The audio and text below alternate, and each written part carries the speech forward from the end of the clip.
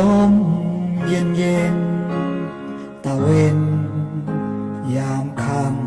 ำคือพ่องามคำกับคำผู้สาวบ้านนายามฝนตกริมเคยนั่งกินข้าวข้างคันแทนาเจ้าลืมฉันบ่น้องลาอ่อมปลาใส่ผักกะแยง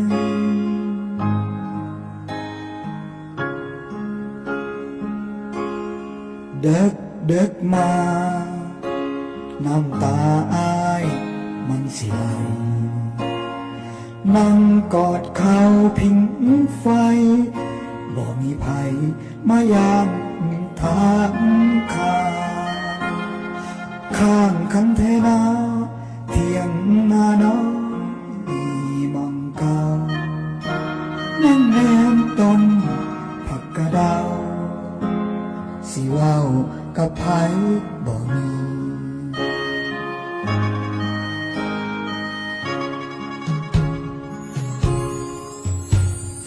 ลืมเจ้าลืมสันบ่นาปันคันแทนาน้องลาและหาของกินยามฝนตกมาเข้าเถียงนาหลบฝนตกรินเบิ่งควายน้อยกินเกลือขี้ดินคือถิ่นอีสานบ้านเฮา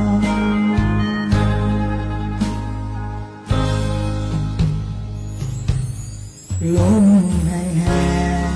ๆยามแรงนั่งแงนแต่งเงาข้ามคันแท้มองเก่าตาเจ้านับวันเวลาเลาะทุ่งฝากน้องคอยน้องที่น้องสางงามอย่าเฝ้าลืมสัญญาสิกลับมาหักกันอีกเถื่อ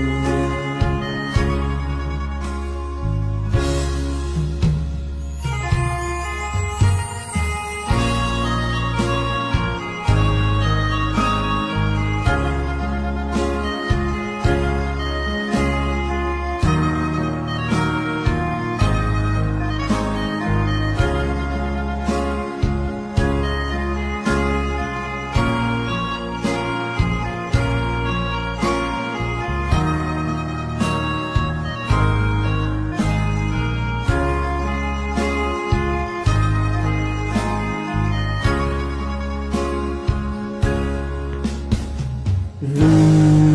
มเจ้าลืมสันบ่นาปันคันแทนาน้องลาและหาของกินยามฝนตกมาเข้าเถียงนาหลบฝนตกริน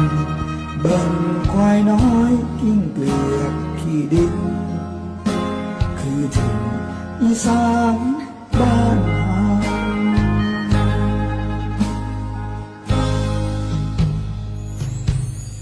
ลมแห้งๆยามแรงนั่งแงนแต่งเงาข้างคันแท้มองเก่าตาเจ้านับวันเวลาเลาะทุ่งฝากน้อง